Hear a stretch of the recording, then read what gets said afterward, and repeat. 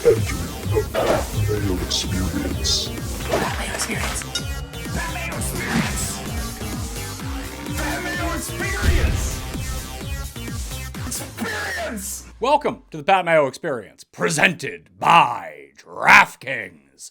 John Deere Classic Picks, research, preview, guess the odds, Listeners League link, now available. Only 2,500 spots this week, so it's going to fill rather quickly, like it does any week. We have the 2,500 spots. The link is down in the description. Go reserve right now. Additionally, I have got the early link to the Pat Mayo Experience Open Championship Listeners League. Now, there are 6,667 spots in that. I've already taken 3 of them, so the rest are yours.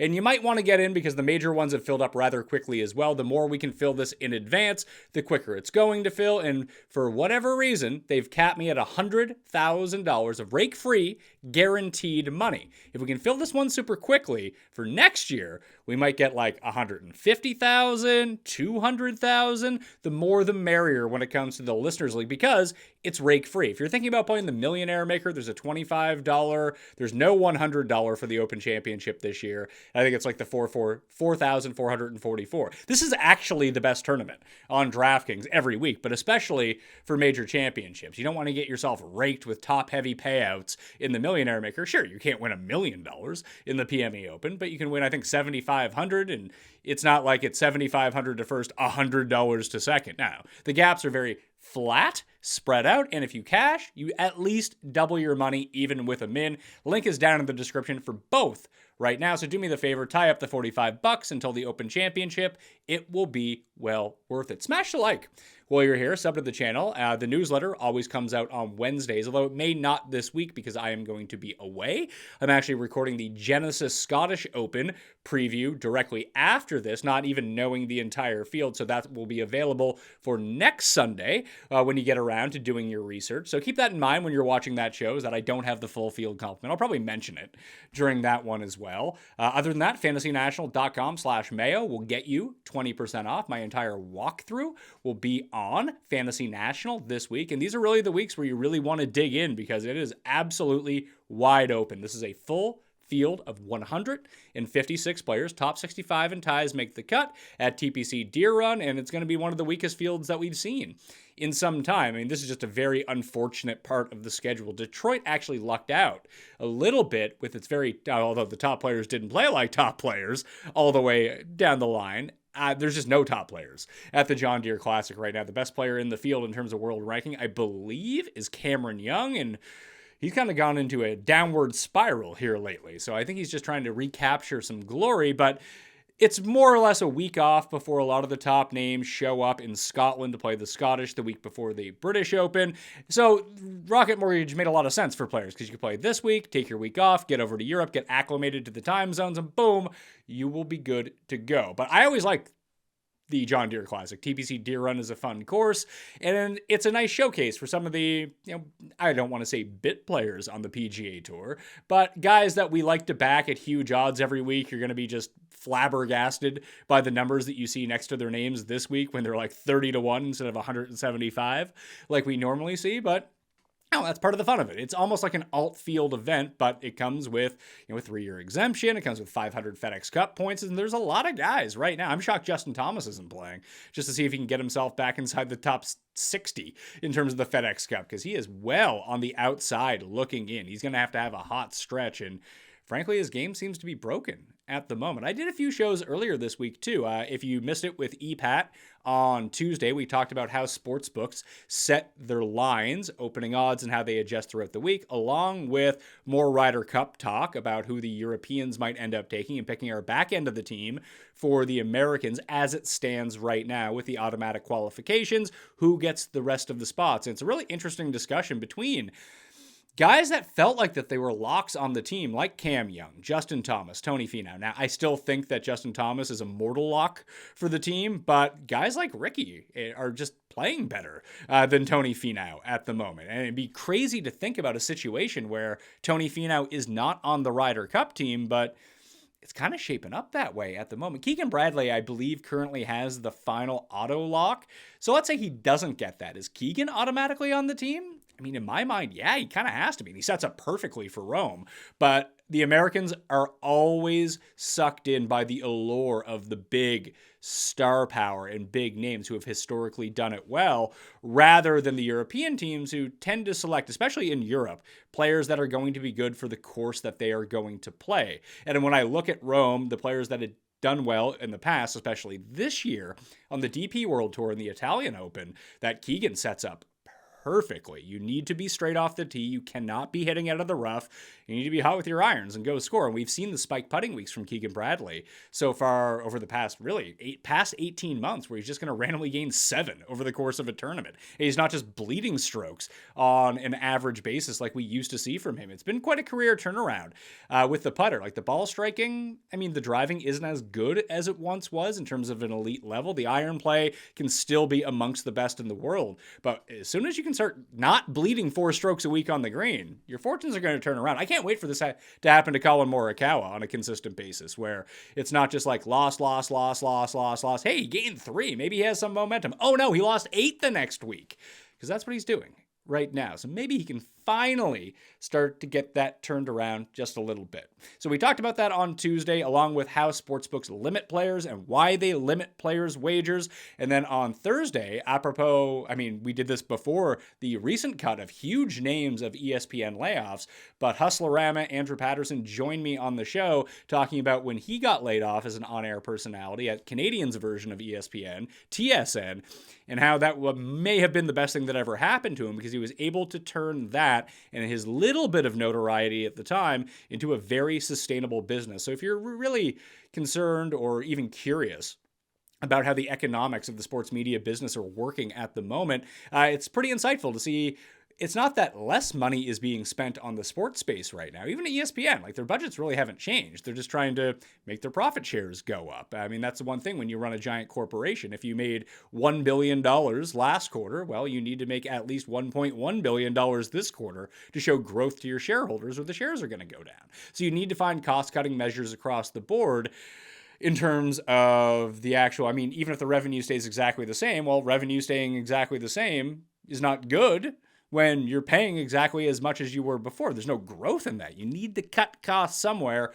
And we've seen that a lot with, I mean, this round was, high profile names that people recognize. When Andrew and I talked, it was after the second round of layoffs, which is a lot of behind the scenes people, lower paid people, and laying them off in bulk, and how it's very difficult for people on that side of the platform, be it in radio ops or research or television editing, to really find jobs in the sports media business post those layoffs at big networks, because the people who are in best position to take advantage of all the money in the space, especially with a lot of the gambling companies, is to do something like I'm doing right now, or something that that Hustler is doing. We've seen it. I mean, McAfee is the best example of this, but if you can independently produce a lot of your own content, you keep your budget smaller, you don't need as many people, and you can just keep all of that money for yourself. And we're seeing a lot of that, but it's hard to do if you don't have an established brand to begin with to go sell off of your name. So a very in-depth discussion about that on Thursday. I recommend that you go both check those out.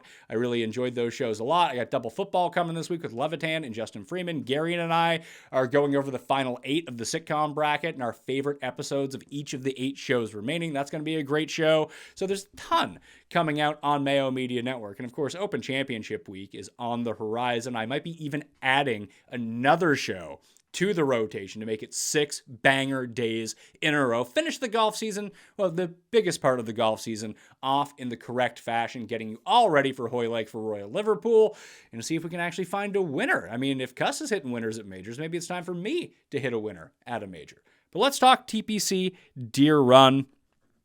It's an easy course. I mean, I don't think anyone's going to get to 30 under par, but you're looking at like somewhere between minus 18 and minus 25 as your winner, although this field isn't all that great. But it's a pretty short course by and large. When we're looking at it, only 7,289 yards, plays as a par 71 with bent grass greens. The greens have been soft to medium soft over time. Generally speaking, it's very calm in terms of the wind. The greens tend to run pretty fast. Hitting fairways is pretty difficult, and the rough length is pretty long. That's like the one defense that this course has. Although when we take a look at the driving accuracy at this course, I mean, 71% is much higher than the 61% that we're seeing at your average tour event. So some days it is very difficult because it gets burnt out and you just roll it through. But then all of a sudden, the quote unquote long rough isn't as big of a factor because guys are hitting it from like 100 yards in. And these are PGA Tour players, and this isn't US Open rough. It's not thick and lush. You can pick it out of there pretty easily. You just won't be able to control your spin all that well. But here's the reason why the scoring is so low. I mean, 71% driving accuracy, 70% greens in regulation. Will this become a putting contest? The answer is going to be yes, because when you take a look at the overall top 10 finishers over the past 5 years, they're gaining about a stroke per round with their irons and with their putter. That's essentially what it breaks down to. And when you take a look at the average shot distribution across, it's just very flat. Like you're not seeing any big spikes towards the back end, even with the par fives on this course. The over 200 proximity percentage is only 20%. The highest bucket is 125 to 150. So this actually makes it kind of an interesting run throughout the course of the past few weeks. We saw this with the Travelers, that 100 to 150, just get to your area wherever you want to get to, and boom, you can just absolutely light it up from that range if you're having a decent. If you can make your 8-foot putts, you're going to have a pretty good week at the Travelers. And ditto for the Rocket Mortgage. Although that was a bit of a longer course on paper, as you can see it playing out right now, there's a couple long holes which suck up a lot of the yardage that goes into it. And there's 2 par 3s that are actually pretty tough at Rocket Mortgage, but that's where a lot of the length comes in. You have a lot of these short par 4s when you have guys like Aberg hitting at 355 down the center of the fairway. They just have 70 yards into the rest of the hole, even if it is over 400 yards. So that's what we're going to see a lot of this week at the John Deere Classic, like historic proximity. And average shot distribution. Like you have almost 10% of the shots coming from 75 to 100. That's a staggering number outside of very difficult courses where you have to, that's like a US Open type number based on that proximity bucket, but usually that's because you hit it into the rough and have to hack it into that range. At the John Deere Classic, you're just going to drive it into that range. That's probably from the fairway. You have 13% from 100 to 125 yards. You have 20% from 125 to 150, 20% from 150 to 175, and then it's just lower from beyond 175 plus. So you need to make your bones on the par 5s and score on these shorter par 4s. When we take a look at the whole distribution, there's one par 4 that's over 500 yards. That is number 9 is the most difficult hole on the course. In fact, the 3 most difficult holes on the course are the conclusions of each 9 and number 15, which are the 3 longest par 4s on the course: 476, 484, and 503. When I say that they're the most difficult, they play over par. It's not staggering, though. Like number 9 has a 25% bogey rate. Number 18 has a 21% bogey rate. Number 15 has a 20% bogey rate. And frankly, there's just not a lot of places where you're going to make double or worse. Like 4.3% on 18 is the biggest. But it's not even like these aren't birdie holes either. Like 13%, 13%, 9%. That's why 9 is the most difficult, because it's the most difficult one to birdie on the course. But juxtapose that when you look at the other end of the spectrum. There are 1, 2, 3, 4, 5, 6, 7, 8 holes on this course that play to a birdie percentage of 20% or more. And that's before you start factoring in eagles. Number 2 has a 4% eagle rate. Number 17 has a 2.5% eagle rate. Both par 5s. Number 14 is a very short par 4. It's only 361 yards. Very high birdie rate, 35%. But the eagle rate is not as being 361, you think that people would be able to drive it or even chip in from close to the green, but it has a sub 1% eagle rate. Just like number 10, the par 5, it's 596 yards. Guys will get there in 2, but there's just not a lot of generous eagle opportunities like we saw at Detroit Country Club this week, where 17, and I believe it's number 5. Maybe it's no, number 5 is the long. Maybe it is number 5. Number 17 was just giving away birdies. But when you can see a shorter hitter like Dylon Hot Fire, woo, end up with an albatross and a 2-foot eagle putt in the same round, you know those ones are probably pretty gettable.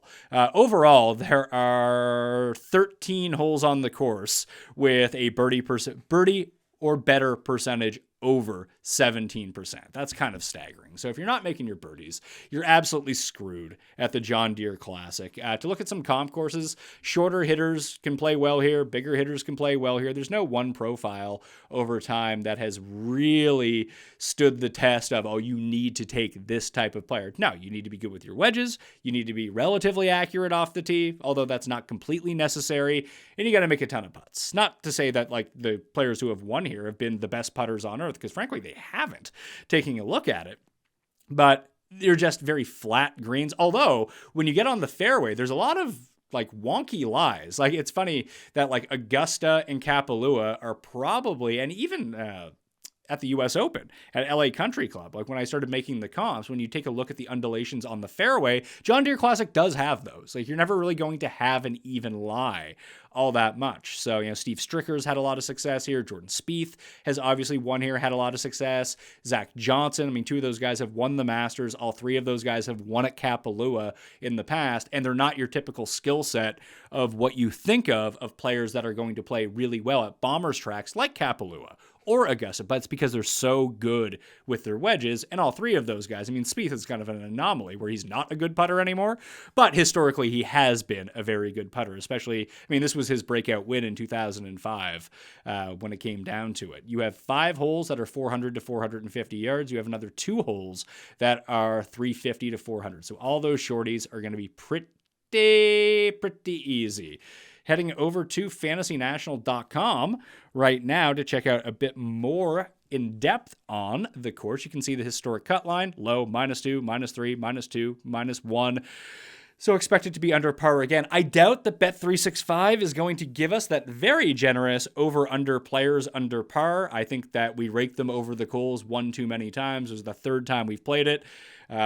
You know, I'm going to win more money on that this week than if I had hit an outright winner. That's how much money that I invested in that one bet because it felt like free money. So congratulations to anyone who got into it before they took it off the board on Monday evening. But it opened at plus 225. It closed at minus 110, and then it was just gone. They didn't want anyone else touching it. By my numbers, I had it as a good bet up to minus 275. That's how off that number was. And I mean, it hasn't won yet, but the over-under was 74 players under par. 40 missed the cut who were under par. So there's 40 right there. And overall, 123 players were under par after the weekend or after the cut line. And the cut line was -4. So you'd have to get, I mean, I would say it's probably a 99.9% chance of being a winner. I'm not like saying that to jinx it at the moment, but that's like what the true probability right now of that bet winning is. So that's really nice to see. Average driving distance, slightly above tour average. Green in regulation proximity is a little bit lower. I mean, you're just going to have to make your putts. As I talked about that distribution, approach, putting. I mean, driving is like, 4/10, something like that. Yeah, it's a 2/5 of what approach is per round. When we take a look at the top 5 finishers, you can see, it's a stroke per round, again on approach, over a stroke with putting. Not so much around the green, but you don't want to be bad around the green. But you can see that all of a sudden that off the tee, the closer you get to the top of the board, the less meaningful it actually ends up becoming, because approach play and putting those two things together is essentially what really makes this course go. So let's take a look at the history of this course. This will always be the site. I remember Jeff and I haven't done this show in a really long time, but we talked about like the best rounds and the best tournaments and the most dominating performances of the year. And I believe it was in 2018. This year, Michael Kim winning the John Deere Classic may have been, outside of DJ winning in Boston that one year by like 10 strokes, I actually think this might be the most dominating performance I've ever seen at an event. Yeah, it's kind of crazy. He gained 19.8. I mean, Scotty at the Players this year was pretty good too, but he just did everything. He had a bad final day, which is hilarious too. He gained 20 strokes total in the tournament. Second place, Sam Ryder, Joel Damon, Francesco Molinari, who would go on to win the Open Championship the next week, and Bronson Burgoon all tied for second place. and they were 8 strokes total back of Michael Kim, and he just went on cruise control on the final day, which is kind of crazy to think. 13.5 strokes game putting.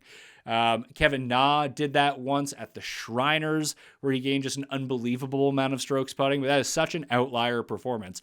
And spoiler alert, I'm probably betting Michael Kim this week. If we take a look at the recent form for Michael Kim, it's been pretty good.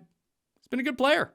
I mean, it's been bad the past 2 weeks in elevated events. Look at these non-elevated events. RBC Canadian Open, did everything besides putt. At the Schwab, he was top 10. Wells Fargo was an elevated event. He played well there. Puerto Rico earlier in the year. Obviously, that's probably a good comp in terms of field strength for this week is the Puerto Rico Open, because, even in Corrales, he came top 30. He's just been playing pretty well. And we forget that he is a PGA Tour winner. This is the spot where he's done it. I don't think it just relies on course history to do all the hard work for us. But if you have someone who's played well at a course in the past, and all of a sudden that they're playing well coming in, Sam Ryder's another one. Sam Ryder obviously played really well during the course of the year. I backed him at the Travelers. Mistake. Then I didn't back him at Rocket Mortgage. He actually was almost the first round leader there. So you can see the approach had been back previous to the Travelers, although the results had not been back. But the approach, 3.4, and just losing an incredible amount of strokes on the green. But you can see historically, at least throughout the course of this season, a very good putter. And it came back at the Travelers, just nothing else meshed up with the rest of his game. So we take a look at the John Deere. He's made the cut every year. He peaked with his first performance in 2018. But listen, strokes game putting for this tournament, 5, 7, 3.5, 0.7. When you lose almost 5 strokes off the tee, that's not great, but he did gain 4.1 on approach last year. So he's done the things that we like to see well at this course. When we take a look at how he did this week, at least through 2 rounds, because I'm recording this on a Saturday, of how he's doing, maybe he can match that up a little bit. And I don't think that he's going to be in like the top. He won't be less than 50 to 1. That I can almost guarantee you. Overall, over the past 5 years, the Glove is the best player, followed by Kazire, Patrick Rogers, who did WD from Detroit. Not sure whether or not he's going to end up playing, but he is committed to the field at the moment right now. Scott Brown, Russell Henley, Seamus Power. Didn't even realize Henley was playing in the tournament. Got to add him to one of the favorites list, I would assume. Who else is up here? Yeah, Dylan Fratelli got his win here. Bez is in the field after his T2 last season. I remember I bet Bez last year. I bet him and Gotterup. I don't think Gotterup is in the field, is he? No, he's not. He didn't qualify, but he was top 5 at this tournament last year during the great Gotterup run. We got a lot of great young players in the field this week. So let's take a look at how they did it last year. How did Poston win? He just dominated. The chipping was immaculate for him, and Bez made every single putt, but it's not like the ball striking wasn't there at the same time. Poston only gained 2.3 strokes putting, which is basically what he averaged coming into that tournament. You can see Griot was T2, there's Gotterup, Denny was T6, and they're just gaining across the board, tee to green. When we think about the best approach players in the field, it was Gotterup, Dylan, maybe Dylan Wu is someone to look at here. Obviously coming in decent form. He's been hit or miss, obviously, because he's not the most consistent player in the world, but you wouldn't expect him to lose randomly 4 strokes putting. And he followed up his -8, -7 Thursday at Detroit with an even par round, I believe. But you can see before the Travelers, when he was very bad, he's usually gaining off the tee. Sometimes he can lose a ton. That's usually at longer courses, like Valero, he loses off the tee. Byron Nelson, he loses off the tee. Wells Fargo, he loses off the tee. US Open, he loses off the tee. Those are all, by and large, longer than average courses. When we take a look at the shorter than average courses, gains at the Schwab, gains at the RBC Canadian Open, gains at the Travelers. At the Travelers, that's against a really good field. But he's getting on approach every single week. He normally putts well every single week. So hot fire Dylan might be the way to go with this. And you see, shorter course Honda was inside the top 10, shorter course Pebble Beach inside the top 30. Corrales is a longer course, and he still played well there. And again, a very similar field to what we're going to be seeing this week. And I think there's a lot of guys that you can go with this week if you really want to look at it of, Are they close to winning? And there's a bunch of guys on that list, be it Eric Cole seems like he's close. Adam Schenk seems like he's close. Hubbard, for like months now, seems like he's been really close. Shez and Smalley and Denny are all guys that have just been playing very good. Yagabombs is another one. I mean, just if you ride the recent form and going in, you can always take a look at recent form on fantasynational.com/Mayo, by the way, if you want to get your access to this. I recommend the monthly right now. Save yourself big time because you're going to want to use this for the Open Championship. But just, yeah, strokes gained total. I mean, Damon's been the worst player on tour. Denny's been the hottest over the past 6 tournaments. I mean, this doesn't include Detroit because those stats aren't in yet. But in this field, here are your hot guys. Hot guys coming in. Denny, Cole, Henley, Straka, Reeve, Smalley, Gim Reaper, Griot, Hubbard, Schenk, Andrew Novak. Wonder how, I mean, that's only in 3 tournaments. He had one really good one. Rogers, Nick Taylor with a win. Aberg coming in. Oh, I really hope Aberg. I mean, I kind of hope Ricky wins this week. It would be very nice to see. Carson Young is another one who's been playing good golf. Hadwin is up there as well. This feels like it should be a pretty good Hadwin course, although that didn't really shake out, did it, when it came to, how has Hadwin done at this tournament over the years? Had winning. Yeah, he played it last year and he missed the cut. All right. And what about crazy Novak? Novak, T30 at this tournament a year ago. How's Henley played it? This feels like it should be a good Henley course. Two events, T2, or solo second, T11. Schenk has been top 6 twice in the past 3 years at this course. He's going to be very popular at the John Deere Classic, especially when you see whatever his betting numbers are coming in as well. How has Seamus Power played? Seamus Power has played this tournament well, top 20 twice in his past 3 starts, but he just doesn't have any form coming in. He's lost on approach in 4 straight events. The putter's been really good, so that's interesting to see. Now, it probably is worth noting he's only playing in elevated events. PGA Championship, missed the cut. Memorial, T41. US Open, miscut. Travelers, miscut. When we get back to when he had his good run at the beginning of the year, the win, the 3rd, and the 5th, I mean, these are weaker field, shorter course events. Maybe that's more or less what we need to see from him. His best results lately have been Wells Fargo T18 and the Byron Nelson T19, where he played good across the board. And Wells Fargo, a long, difficult course, elevated field. Byron Nelson's a shootout, but it is a bit of a longer course. Maybe getting back to more of a wedge fest is where we want to look this week if we're going to go with Seamus Power. Probably best to focus.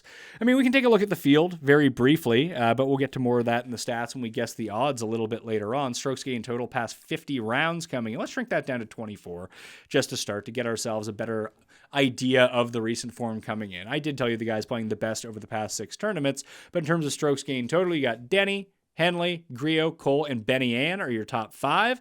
Chappell, Taylor, Carson Young, Bram Wagon, Mark Hubbard, Hubba Hubbard, the Gim Reaper, Bez, 2R, Vince Norman, Alex Smalley, Michael Kim, Nasty Nate Lashley, Chan Yan Yu, that's Kevin Yu, in case you were wondering, Dylan Wu, Brandon Wu, Andrew Novak, Shank, the Birdman, Coco Beware, Shez Reeve, Streelman. Now, that's not Steelman, who's also in this field. The young gun, the actual young gun is Steelman.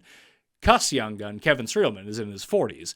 Jaeger, Nunez, Hostler, Palmer, listen, this is not a good field. We're not going to sit here and pretend like it is. Chris Kirk is playing, and so is Taylor Moore. Although if Taylor Moore ends up winning at John Deere, which I hope he doesn't. Although Feinberg has him on the outright at 75-1. So, if I can't win, I always like to see Jeff win because I know that people tail Jeff, and that if Jeff ends up winning, that means a lot of other people end up winning at the same time too. So I always like to see that. But yeah, it's like your middle tier. This is what you would expect. It's better than the alternate field events because you have Denny. I mean, the young guns are the ones who are really going to prop this one up. Like looking at it right now, you have Aberg in the field. God, I hope he wins. Aberg's in the field. Gordon Sargent's in the field. Thorbjornson's in the field. Sam Bennett's in the field. William, I don't even know how to pronounce this. William M-O-U-W. That doesn't make any sense. That's not a real name. Mao? The great leap forward into getting a better fucking name, Billy.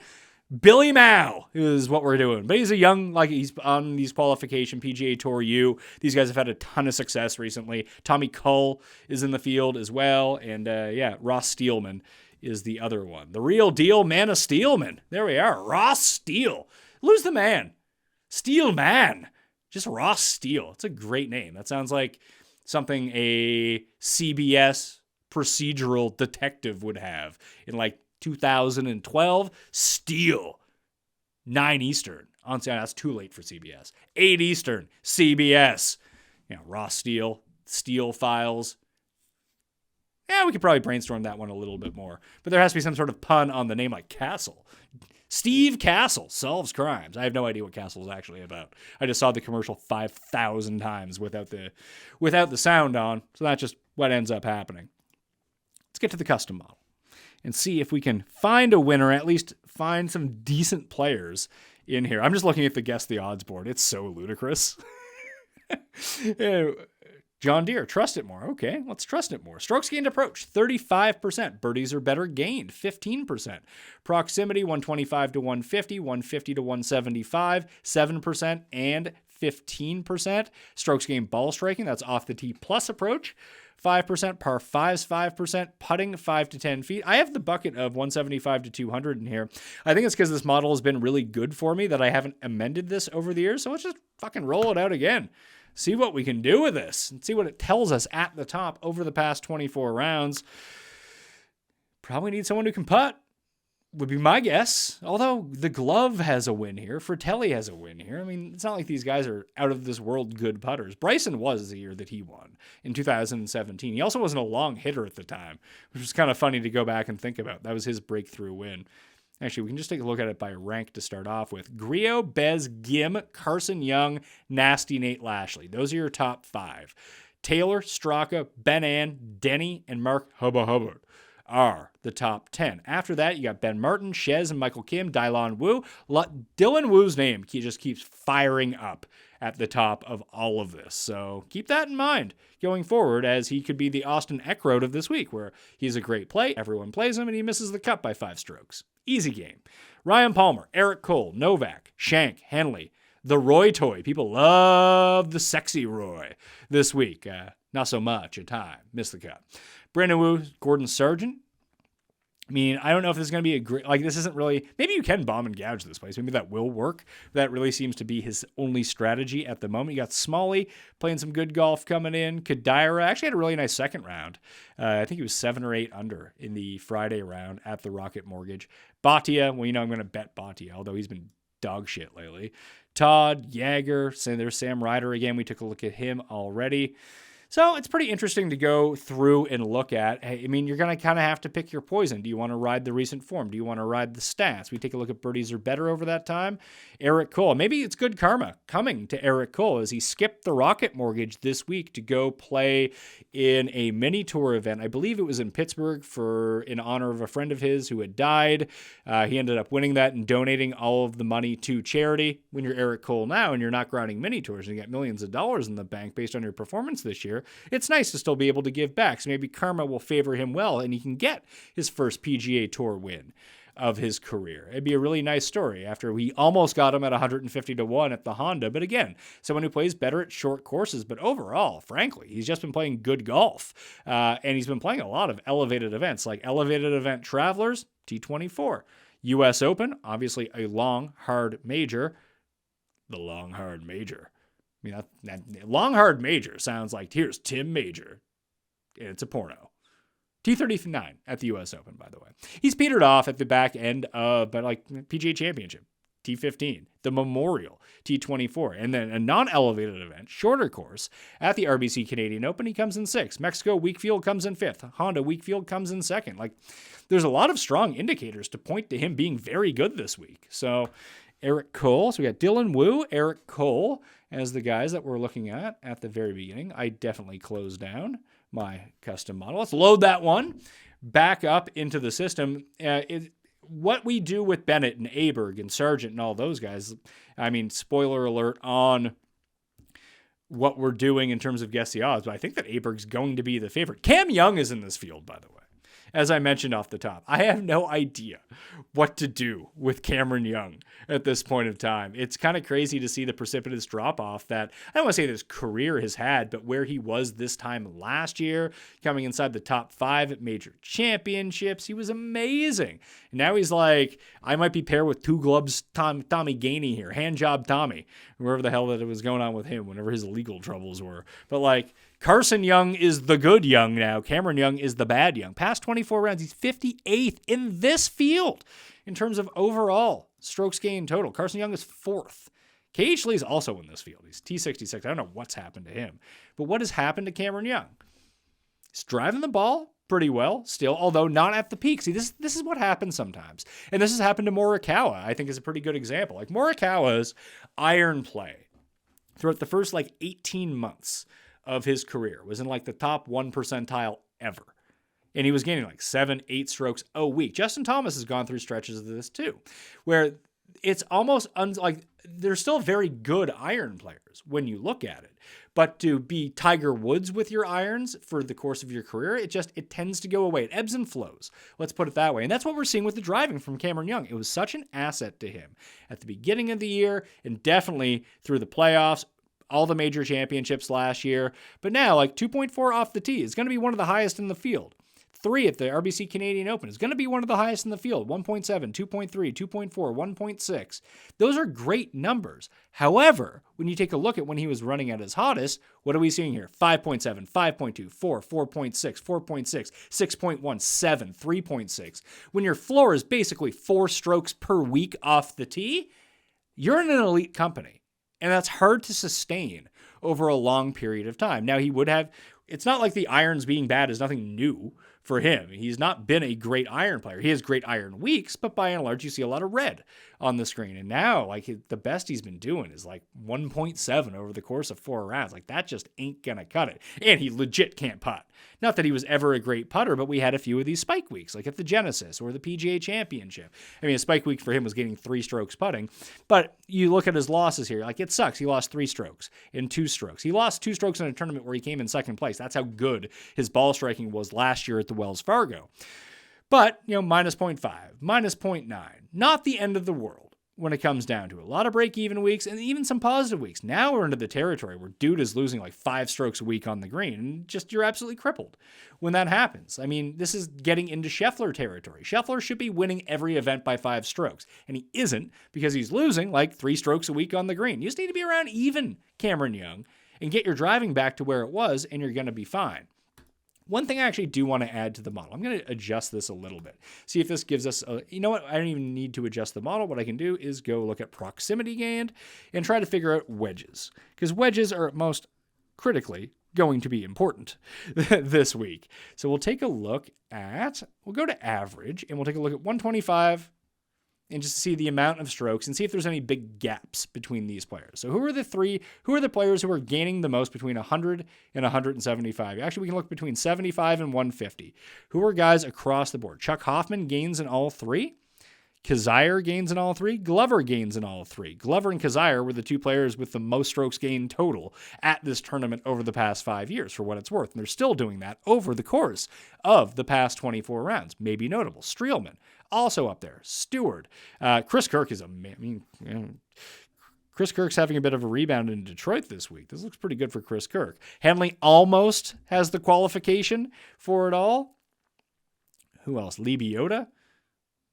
Nate Lashley, Jimmy Walker from 75 to 125 has been amazing. So is Austin Cook. Brendan Todd is up there in all 3 of those WED ranges. So is Peter Malnati. So is Chesson Hadley, someone who's had a lot of success at this tournament in the past. You see Hadwin is actually quite good as well. If we just go to 75 to 100, Todd, Kuchar, Armour, Kirk, Austin Cook, Poston is up there as well. Neesmith has kind of petered off a little bit. Let's take a look at the past 12 rounds. See if we shrink the sample down a little bit, gives us any sort of different name that could pop up. Short wedges, not Garrick Higo's game at the moment. We'll take a look at 75 to 150. Sned's top 20 in 2 of these 3 key proximity ranges.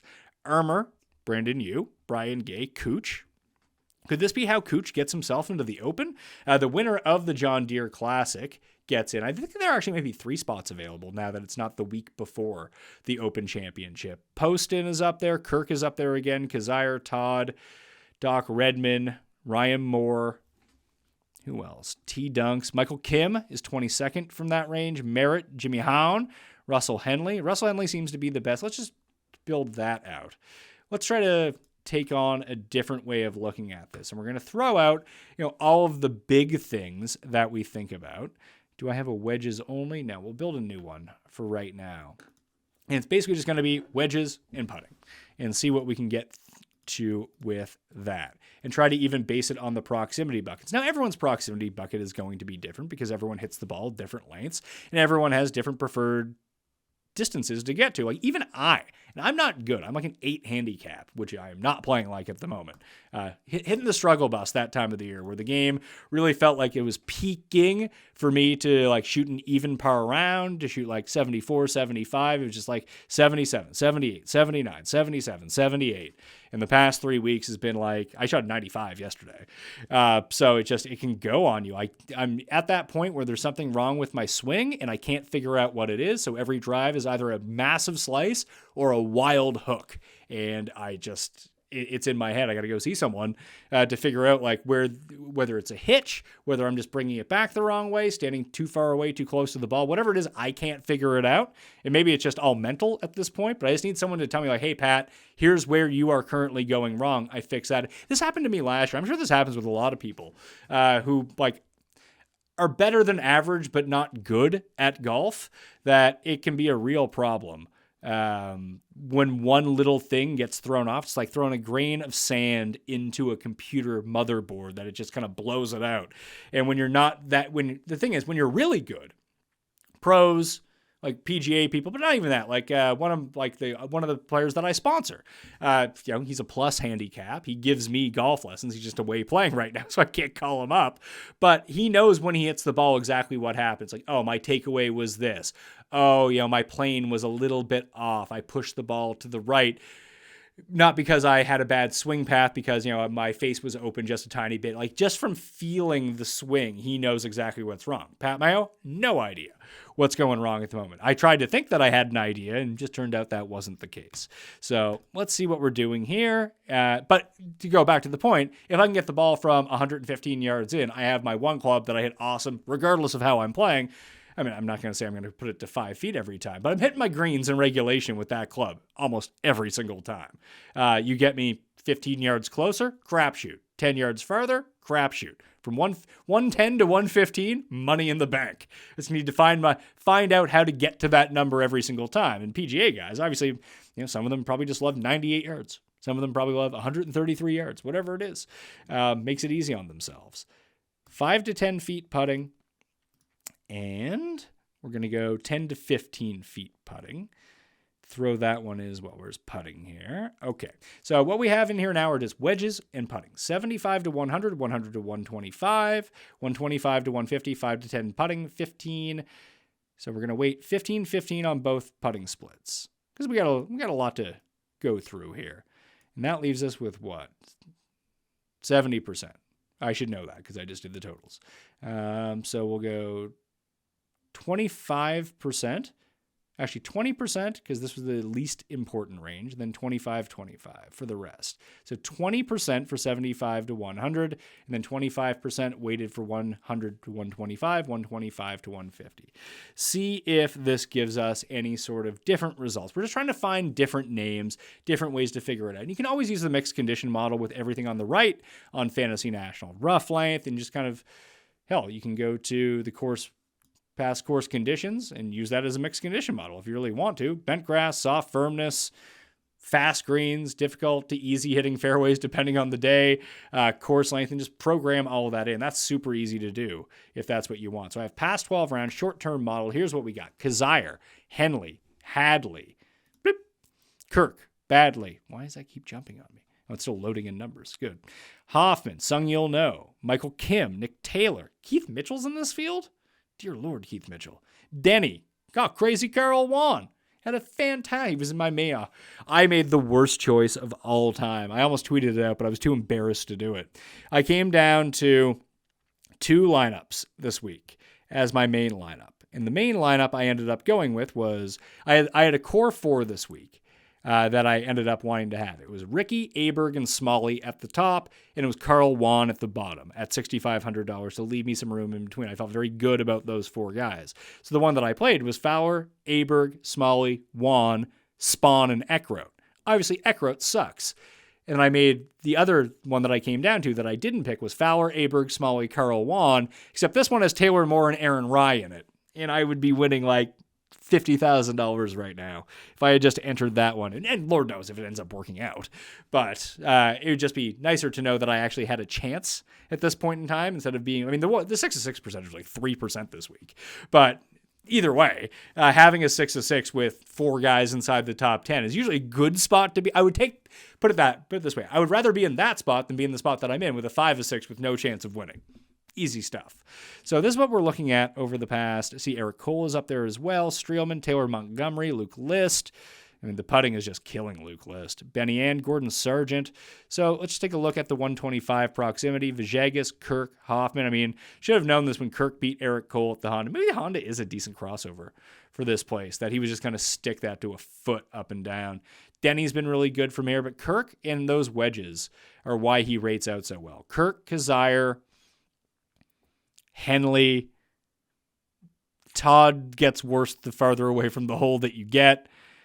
Smalley's been very good from 2 of the 3 ranges. Nate Lashley, really good. Austin Cook, really good. And this is just over the past 12 rounds. We, up this sample a little bit. Let's go past 36 rounds and see, if there's any sort of discrepancy, especially from these wedge ranges. But those were the best wedge players over that time. And the longer sample that we get from putting, maybe you want to ride a hot putter, or we can see the guys that not historically, but past 36 rounds, basically throughout the course of the year, have performed much better over that time. So we take the same range, 100 to 125, and a lot of the same names: Vajegas, Ann, Streelman, Cole, Kirk, Ari Eggs, Hoffman, the glove, last year's winner. Crazy Carl, still up there as well. Overall rank over the past 36, Sung Yulno, Bez, Reevy, Kirk, Hadley, Kazire, Henley. So Henley's name just keeps popping up. Ryan Moore's name keeps popping up. Ryan Moore and Charlie Hoffman are at like the same place right now where they just can't putt. At least for a while, like it was going okay for Ryan Moore. And listen, he had no chance at the Wells Fargo or the Travelers against high-end fields, but at least his approach play was going well. Hoffman just is still ball striking pretty well. The approaches have been great. He's gained every week since the Farmers on approaches, and he can barely make the cut. That's how poorly he's been putting. Michael Kim is up there in terms of overall rank. Cole again, Ryder and Lashley longer term. There's Dylan Woo's name continues to pop up. Gordon Sargent rates out the best. Why is Aberg not rate out well here? Very curious about that. Aberg's 59th, bad from 129. Yeah, the putting. We'll see. I mean, obviously, you can run these again on Sunday night or Monday morning, and you're going to get a bit of a different result because the Rocket Mortgage will have updated. Putting-wise, 10 to 15 feet, your best guys are going to be Denny, Taylor Montgomery. It's funny that Henley is 3rd from 10 to 15 feet and 128th from 5 to 15 feet. So guys that rate well in both of those categories. Denny, Montgomery, Straka, Ryan Brem, Shez Reevy, Sam Ryder, Keith Mitchell, Eric Cole, Sung Yulno. Justin Lower is actually one to watch this week, I think. Just he putts so well when he's on. He's putting well this week. Carson Young's inside the top 30 in both those categories. Seamus Power, Peter Malnati, Brian Gay, Captain Ramius. Taylor Moore is very good from there. Svensson's played well. Blixt. Aberg's 22nd from 10 to 15, or from 5 to 10 feet. 56, 10 to 15 feet. Although I watch him miss a lot of inside 10-foot putts on Friday. His -5 or -6 round easily could have been -9 pretty quickly, considering he was hitting all of his approach shots from 40 yards off from off the tee. So kind of crazy to think about. So you can see the general sense of what we're trying to do this week and the players that we like. Now the interesting part comes. Guess the odds for the week. So I'm just trying to fill in some of them here. And I may be way off on these because I have no sense of how people value some of these mid-card performers in an event where they're going to be. Like, I have Cam Young and Aberg as the 2 favorites, both 18 to 1. And I think that Aberg will close as the favorite. If he wins, maybe not. If he comes in second, people are like, good form. It's funny how that works, where if you come in second, he has hot form coming in. If he wins, well, he won, can never win again. If he wins this week, I might even try to bet him again. Like, there's going to be too many guys down the board that I want to bet that I'm not going to end up getting there on probably the very, very top of the board. And we've seen historically in these fields that the very top of the board does not perform all that well, whether it be an alternate field event or these super weak field events. Denny McCarthy, I have at 20-1. Russell Henley, I have at 22-1. Yeah, 22-1. Wow. Maybe he even goes off at 20. Maybe Denny ends up being the favorite. I think those four will be the favorites. Then I have Griot at 25. And that's it for the 20s. And I just got a spattering of people in the 30s. Smalley, Shez, Straka, all at 30-1. Hadwin, Jaeger, Poston, Cole, and Shank, all at 35-1. Bennett, Hubbard, Kuchar, all at 40-1.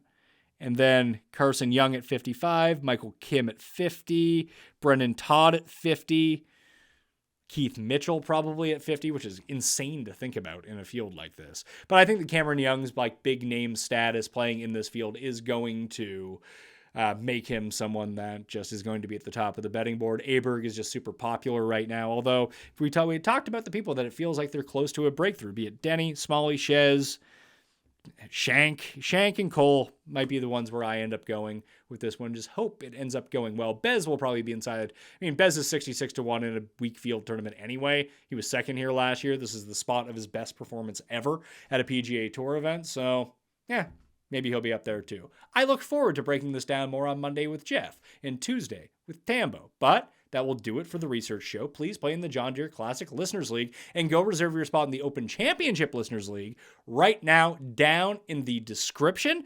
Additionally, smash the like, sub to the channel, leave some sort of comment, the thoughts you have maybe on the John Deere Classic, and fantasynational.com/Mayo will get you 20% off, and you can do your own walkthrough every single week. I love doing this show because it really sets me up and helps craft my opinions for the week. There's a lot more research to go, more people to talk to, more to dig in, but I feel like this really sets the base for me when I'm going to start forming opinions for the week and getting into the real bets once the numbers are released. So thank you all for watching. I'm Pat Mayo.